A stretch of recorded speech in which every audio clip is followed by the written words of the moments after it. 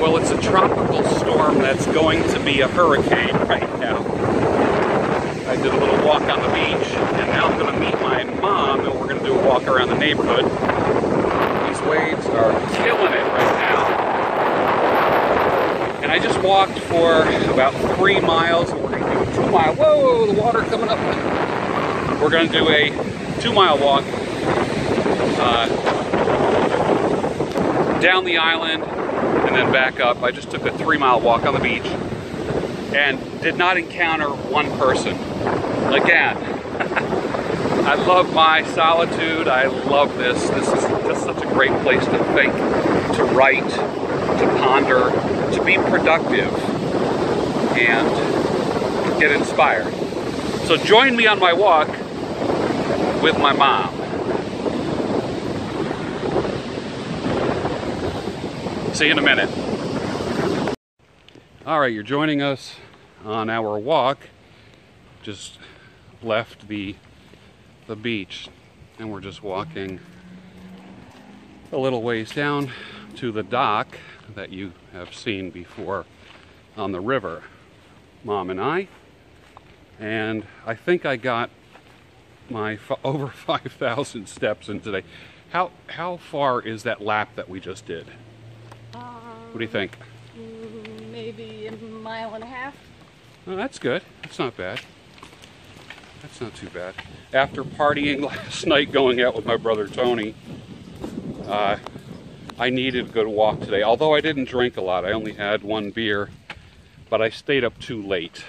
And staying up too late is, I was looking, you know, I have this sleep tracker, and I go to bed between 8:30 and 9 every night, and I get up at about the average time that I get up is 4:33. Can you imagine getting up at 4:33 every day? Come on. What is this? It's a minnow trap. Oh, okay. It's a bait trap. Bait. Yeah, keeps the bait alive. So we're walking out here. This is the Indian River. It's nice. So I'm still deciding.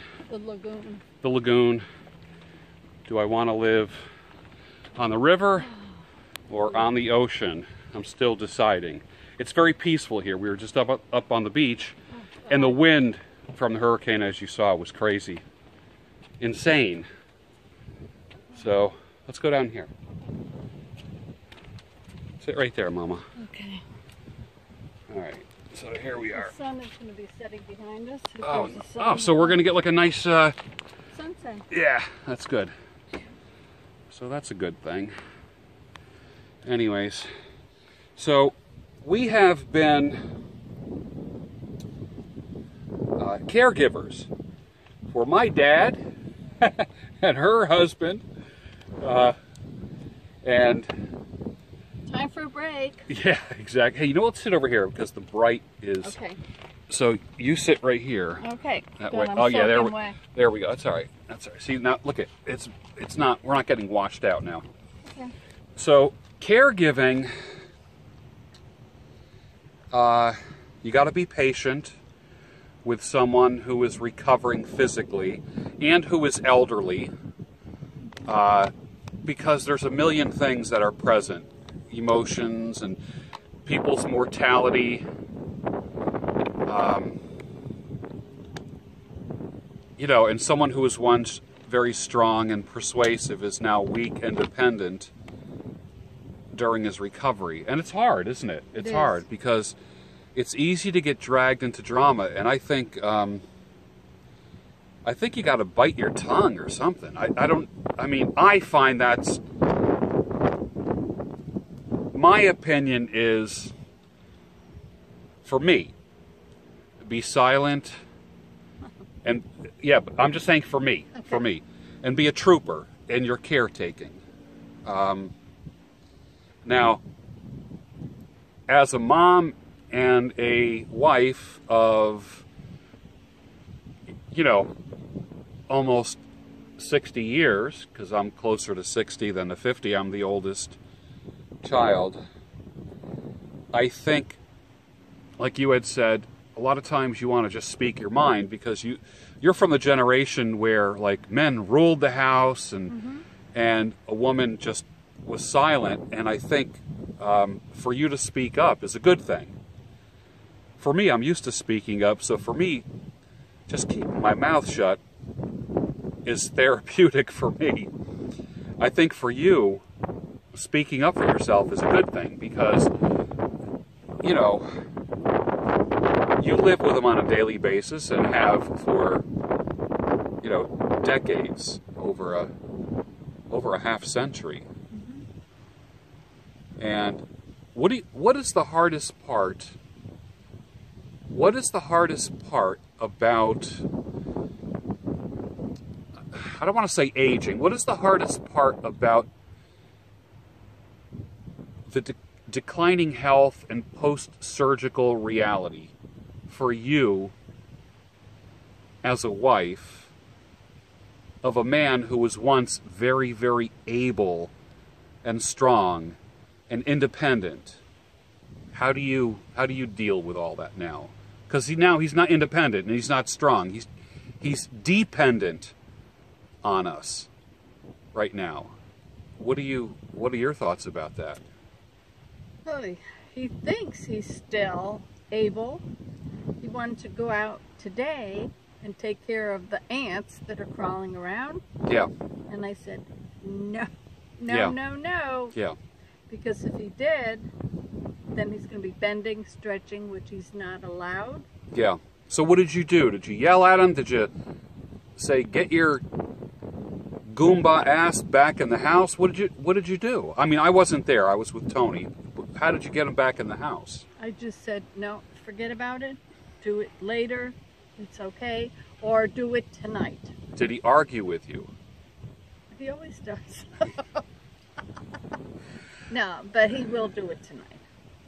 As far, what, because it's cooler out or something? It's cooler, and that's when the ants are more active outside. The ants are more active At night. Why? I don't know. So what do you put up poison or something? He mixed powdered sugar, honey, all natural, powdered sugar, honey, and borax, and mixed it up with water. It's making a little liquid concoction, and he'll put it all around our property so the ants will go to it. Oh, all right. So it's not like a pesticide, like a toxic. No, we kind don't of use any of that. We don't. All right. No, we're too close to the lagoon. We do not poison. And you don't want to poison the water. No. Yeah, that makes sense. No. That's being environmentally conscious. I believe that. And this lagoon is it's coming back, right? It is. Is it? I mean. If you look out there, there's swims in the river. Yeah. Or I'm seeing that. It's a clam and oyster leaf. Ah, okay. So I see. want... I do remember at one point. The lagoon and the river had a kind of a funky. I smelled like rotting vegetation, and I don't smell that now. So I think everyone is kind of chipping in, and we're doing the right thing, Right. environmentally, because we have to preserve it for future generations, right? Right. Correct. Yeah. I hear a little dog barking over there. Over there. What do you like, the river better, or do you like the ocean better? You're in between the two. What? They each have their beautiful.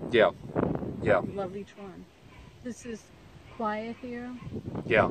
It is quiet. It is quiet, peaceful. And you get your sunsets here, and we get Sunsets sunrises on the ocean. at the beach. Yeah. Peaceful. I asked a question on Twitter, where can you go to have complete quiet and silence? Where in life can you go? Like, how far do you have to get away from civilization to not hear planes, automobiles, trucks downshifting, weed whackers, leaf blowers, jackhammers, and, what is that noise? What am I hearing there? What is that? Is that like a power tool or something? I don't know. It sounds like someone's drilling something. We're in the castle. Oh, okay. Because that's under construction. Well, reconstruction. Reconstruction, yeah. Okay. All right. Well, a lot of people really enjoyed. Yeah, that's a hammer drill. that's Right. so. A lot of people enjoyed our first chat when we were talking before on the beach. Mm-hmm. That was a good thing, and talking about aging and being healthy and staying as healthy as you can as you get older. We were just talking to a lady who was 87 years old. I got to interview this. What's her name? Doris? No. What is it? Dolores. Dolores, okay. And she says, you know, so what do you do? And I told her I speak on masculinity and men's issues and so forth. And she said, she goes, I have this theory that men were not made to be monogamous. And this is 87 years old. She said, we as women have to allow men to follow their nature and not hound them because they were made to not be monogamous. And I thought, I have to do a kitchen table interview with this lady. And she was a trip. You guys would get a kick out of it. Let me put it this way. I think she's polarizing. You're either going to love her or you're going to hate her, one or the other. But I don't know how anyone can hate an elderly person. Hey, listen, we're coming to the end. We have to say goodbye. Salt of Silver and